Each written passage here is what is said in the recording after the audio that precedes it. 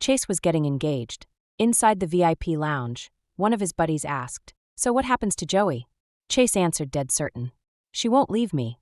Keep her on the side. Think Joey will agree to that." Chase casually plucked a mandarin orange from the platter and added, "I'll compensate her. She's low maintenance. She won't put me in a bind." Later, I really did exactly what he predicted. No fuss, no drama. I kept playing the sweet, understanding role in front of him. Until the day before his engagement, when I sold the penthouse he'd given me, took the money, and ghosted him. In this world, who says anyone can't live without someone else? She's low maintenance. She won't put me in a bind. The moment that line left his mouth, the dazzling, spotless Chase I was used to suddenly seemed to reek, to rot. I remembered his mother had been driven sick by the mistress his father kept on the side. Now he was going to follow in his father's footsteps after all. Inside the lounge, the crowd kept chewing over the topic. "Chase, you and Joey have been together 5 years, right? Seriously, you're not bored yet? In those 5 years my dad cycled through 3 stepmoms for me. You, on the other hand, still have only her." Chase swirled his glass and smiled. "Joey's gorgeous, capable, and she's been with me since graduation. Plus, she genuinely loves me. I'm not ready to cut it off." Listening, his friend gave a sly chuckle. "Gotta hand it to you, Chase, you're loyal. If I were Joey, I wouldn't want to leave you either." Chase barked, "Get lost." Everyone laughed, clinked glasses, and drifted to other gossip. Marriage sucks being bossed around. See, Brother Fu bailed on us again tonight. I stood outside the lounge, expressionless, and heard every word. The employment contract I'd just printed crinkled under my clenched fingers. A tear slipped free, landed on my hand, cool and sharp. I warned myself inside. "Joey, stay sober. You and he were never possible. You were only using him. Don't catch feelings." Once my pulse leveled, I pushed open the door. Someone greeted me teasingly as boss lady. Chase shot him a look that killed the joke. He had never called me his girlfriend. To outsiders, I was at best an efficient assistant. Only his close friends knew what I really was. Pretending I hadn't heard, I walked obediently to his side and handed him the contract. I wasn't ready to lay my cards on the table yet. After all, he was still technically my employer. Men can be replaced, but a job that starts at 10, ends at 4, gives weekends off and full benefits? That's rare. Even if I quit, it sure wouldn't be because I got fired. As I sat, he pressed the mandarin he'd just peeled, white fibers meticulously removed, into my palm. One of his buddies watched, then drawled, "Assistant Joey, you've got it made. Look how well Chase treats you. You'd better repay our Chase properly." I smiled, tore off a segment, and slipped it into my mouth. The first bite flooded my tongue with sourness. Repay him I would. He had saved me once. The story of how Chase and I met is cliché. Senior year, my mom was critically ill and needed money fast. To score overtime pay, I joined my supervisor for a client dinner. The sleazebag drugged my drink. When that animal tried to drag me into his car, Chase appeared and rescued me. That night, lying in Chase's back seat, I took the initiative and pressed against him. He resisted, but I kept throwing myself at him until he lost control. Afterward, he settled my mother's hospital bills. Learning which university I attended, he funneled me into his company. Upon graduation, I became his assistant. At work, he taught me everything. Off-duty, he flew me around the country, broadening my horizons. As a partner, he was steady, had no vices, and was generous. 5 years rolled by like that. Those 5 years, Chase believed I was forever sweet and undemanding. What he didn't know was that our meeting had been my design. I'd reserved the very restaurant where my supervisor took me, because every Friday night Chase visited that mall to buy pastries for his bedridden mother. The one thing I hadn't lied about: my mom really was sick, and I truly needed money. I was also genuinely grateful. But now I have to leave. I refused to be the woman who wrecks someone else's marriage. The lounge AC kept blasting. I wore only a short skirt, and autumn nights bite. After a while I couldn't hold back a sneeze. Achoo! Chase draped his jacket over my shoulders. Cold. As always, I obediently shook my head. He went back to his liquor, glass after glass.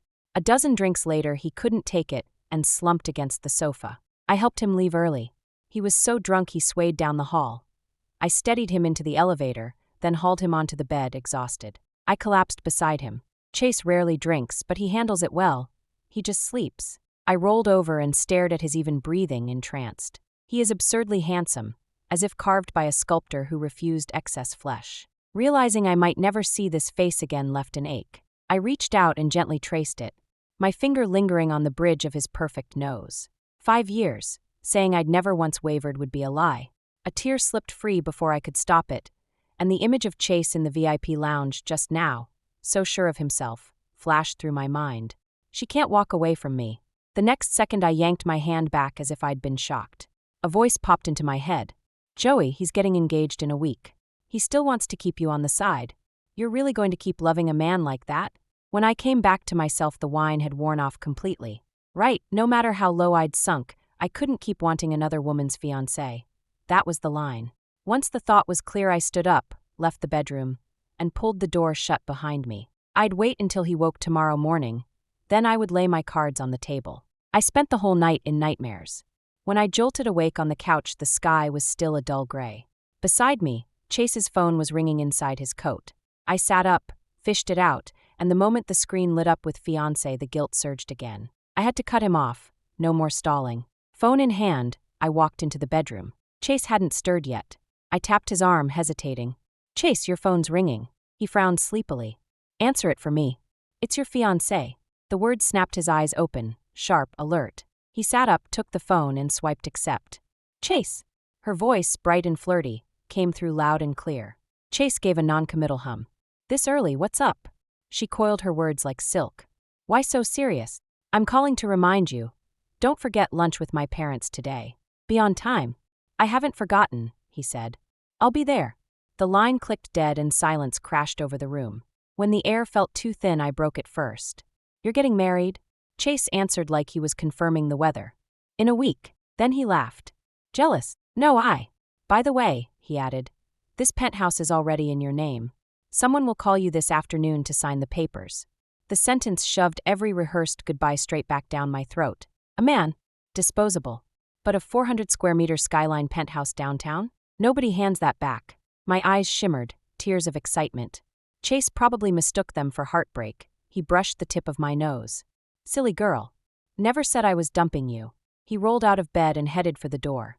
I'll be tied up with the engagement, for a while. Once it's done, I'll come find you. At the threshold, he pulled me into a quick, hard hug and pressed a long kiss to my forehead. Wait for me. I nodded like the perfect doll. The instant the door shut, I scrubbed the kiss off with the back of my hand, sobbing. Joey, the moment the deed is in your hands, you run. 5 years interest collected in full. While the paperwork processed, I stayed busy. I tore the closets apart, hauled out every gift Chase had given me. Designer bags, stilettos, the lot.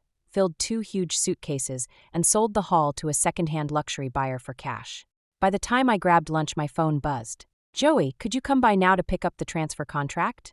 The instant the ink dried, I marched into a brokerage and listed the penthouse. 2 rules. Full cash, close fast. I never expected to bump straight into Chase's friend Connor when I stepped out. No time to dodge. He spotted me immediately, grinning. Joey, what brings you here? I stammered. Just some errands for the company. Instant regret. His family owns half the real estate firms on the coast. This agency is probably one of them. His eyes glinted. Word is Chase just handed you a penthouse. You're not flipping it so you can ghost him, are you? I saw no point lying. Worst case, I'd walk away from the apartment. Yes. I'm leaving Chase. If you're going to tattle, dial him now. His smile faltered. Avery, he finally managed after a beat. You sure about this? I nodded, confused by the hesitation. Positive. Chase, he's caught between duties, you know. He's serious about you. Before you there were no other women. Maybe think it. I cut him off. I can live without a title, but I won't betray my own bottom line. I refuse to be the other woman. Connor exhaled, defeated. I won't tell him I saw you. But you know Chase. If he realizes you're gone, he'll track you down. Take care of yourself. He left. 3 days later, the penthouse sold. 20% under market because I'd begged for speed.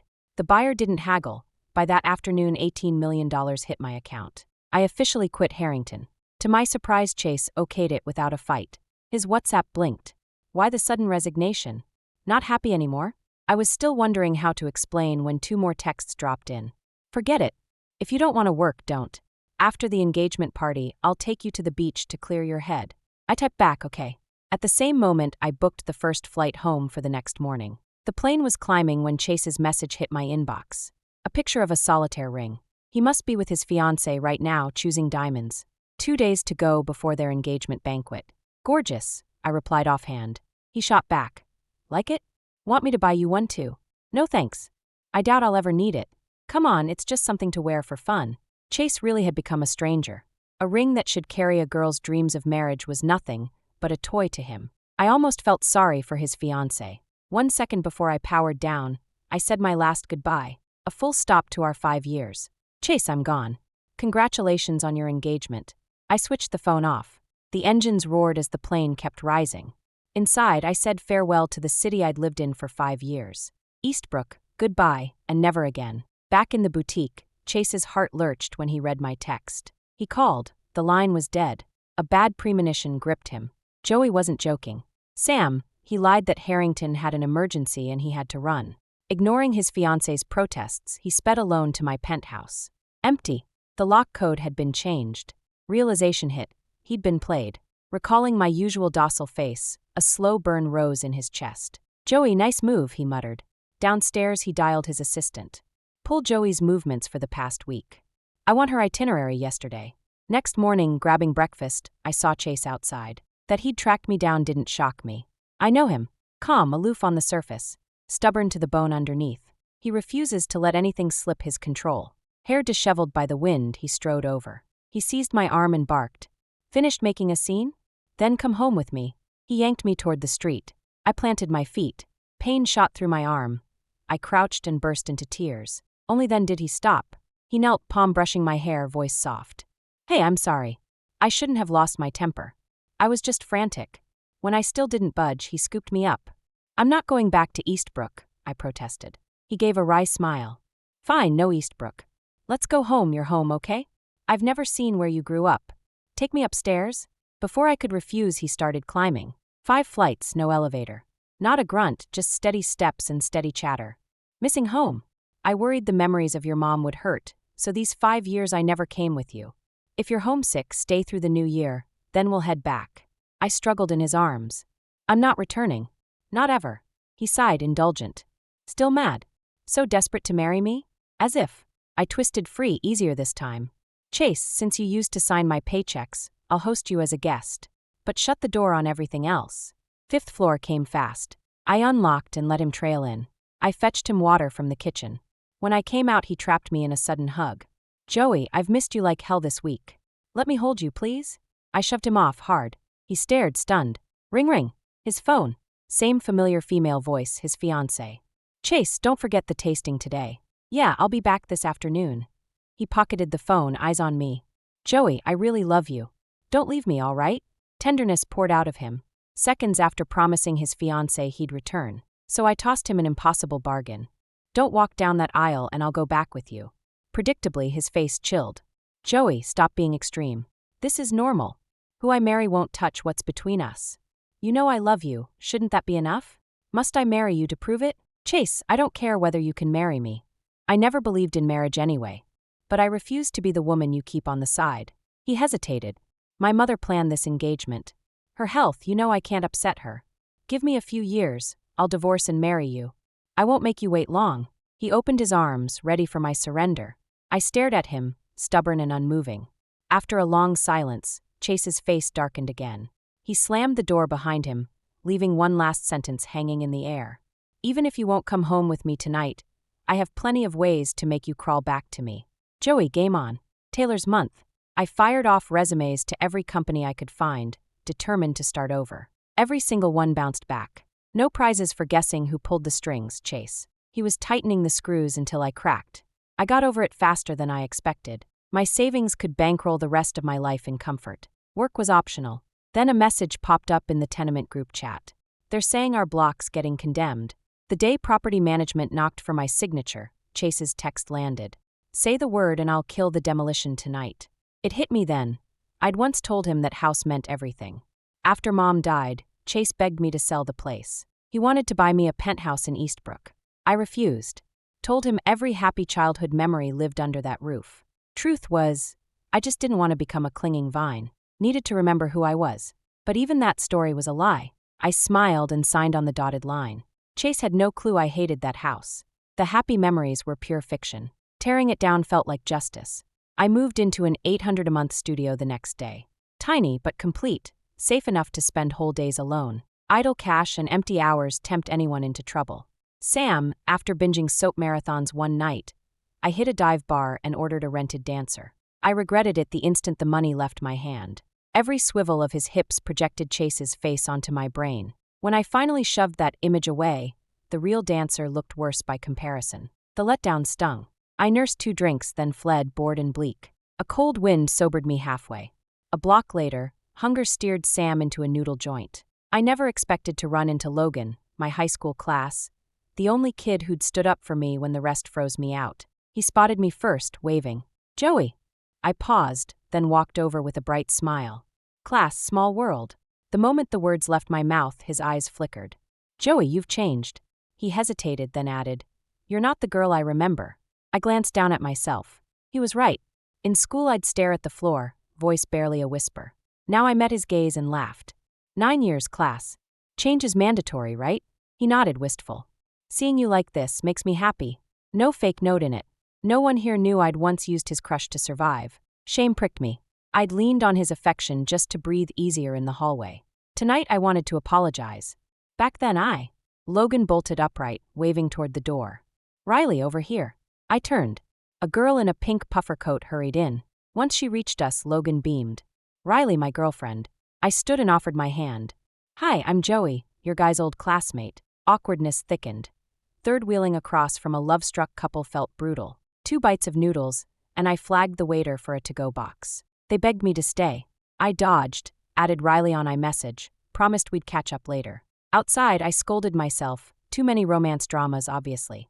For 30 seconds, I'd actually thought of confessing old sins. Thank God I hadn't. Humiliation averted. I lifted my eyes and spotted a girl in a scarlet mini dress a few yards away. On a street of black wool coats, she glowed like a siren. My gut said she was here for me. Her stare locked the second I stepped outside. Guesswork confirmed. 3 strides and she caught up. "I'm Chase's fiancée, Savannah." "Got a minute?" I glanced at her goosebumped arms and led her home. Inside, she surveyed the room and wrinkled her nose. Chase couldn't spring for something decent. I ditched the polite host routine. "Chase and I are finished." I said it level, no apology. Savannah's lips curled. "Forgive me if I don't buy it." She flicked my chin with a manicured fingertip, eyes cold. I expected some goddess who kept him hooked. Reality's underwhelming. She dropped onto the couch like she owned it. I repeated myself, slow and clear. "Believe what you want. We broke up. I won't play the other woman." A soft scoff. "You think I'm here to chase you off? Wrong. I'm here to ship you back to Eastbrook." I blinked. "Why?" Her eyes glittered with contempt. "I'm nothing like you. I'm not the kind of woman who becomes nothing once love walks out the door." Her voice dripped acid. "The only reason I'm with Chase is my family's business. Whether you're still with him or not means zero to me. I just don't want to watch my groom bolt halfway down the aisle on our wedding day." I understood. She figured I was staging some reverse psychology melodrama. I stayed quiet for a beat, then said, "Chase won't do that. He isn't a man who mistakes weight. He knows what matters. And he adores his mother. He'd never shame her." Savannah folded her arms, chin lifted like a general inspecting dirt. "Of course he won't. It's you I don't trust. Who's to say you won't pull some suicide stunt?" "Relax, I won't." She wagged a manicured finger. "Scheming girls like you? I don't buy the act." "Then I guess we're done here." I spread my hands. "Believe what you want, nothing I can do." Her eyes flickered. "Poor things like you dream of leaping up the golden branch. Natural enough. But remember your place." She kept going, voice syrupy with pity. "Honestly, I feel sorry for you. Humble roots, fought so hard to hook someone like Chase. Right now you're probably clinging to his thigh for dear life. Still, let me offer some advice. Don't expect a man to love you till the end of time. A woman's only real currency is her youth. Cash in while Chase still wants you. Squeeze out a few more years, bank the payout. I can add a fat bonus." "Why not?" "Name the number. Just promise you'll scurry back to Eastbrook and stay on his arm until he's bored."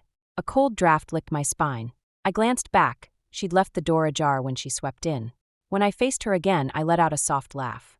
"Let me be straight. I'm not who you think. I never cared about love.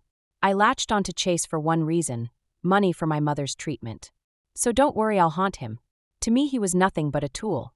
I don't want your cash, and I'm not returning to Eastbrook. I won't play the other woman either. I'm not like you trust fund types. I still have a moral floor." She burst into laughter. "Ha ha." The sound felt like shattered glass. "No plans to be a mistress? Wasn't your mother one?" I snapped. "Shut your mouth." Savannah wouldn't stop. "Spare me the act. I read your file before I came. Mom was a mistress, daughter follows suit, like mother like daughter, right?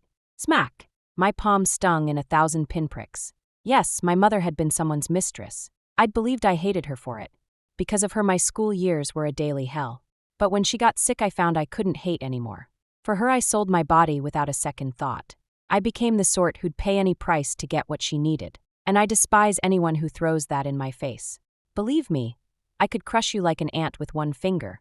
Savannah cupped her reddening cheek, eyes wide with disbelief. Only then did I realize what I'd done. As I froze, she rose from the sofa and swung her arm to strike back. I shut my eyes and braced for the slap. Before it landed, a calm voice sliced through the doorway. Enough! Chase stepped inside. Get out, he barked at Savannah. Her eyes flushed crimson. On her way out, she hurled one last threat. You'll both regret this. Once Savannah was gone, Chase lingered by the door, gaze drilling into me as if trying to read the fine print of my soul. Everything you just said, was it true?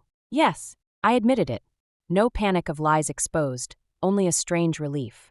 I approached you for money, nothing more. Now you know. Go after her. Your fiancé can't have made it far. I'd sensed him outside the whole time. Those words were meant to draw a bright line between us. Surprisingly, he didn't chase Savannah. Instead, he walked over and dropped to one knee. He drew a velvet box from his coat and opened it. I came today to propose. Whatever your reasons were, I love you, just you. Joey, will you marry me?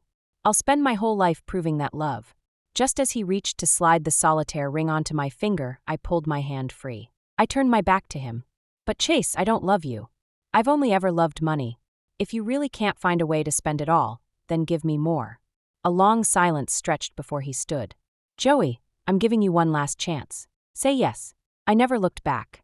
Taylor, I uncurled the fingers that had left half-moon dents in my palm. Good. For a moment I'd almost been moved. But we've always lived on different planets. So I don't regret a thing. From now on I'll build a life, earn my own money, become whoever I choose. No input from Chase required. As for him, once he offered to keep me tucked away like a secret, he became nothing more than scenery. Thanks for tuning in to today's story. On a scale of 1 to 10, how would you rate it? If you enjoyed the video, like and share it with friends. We can't wait to read your comments. Don't forget to subscribe for more gripping tales. See you next time.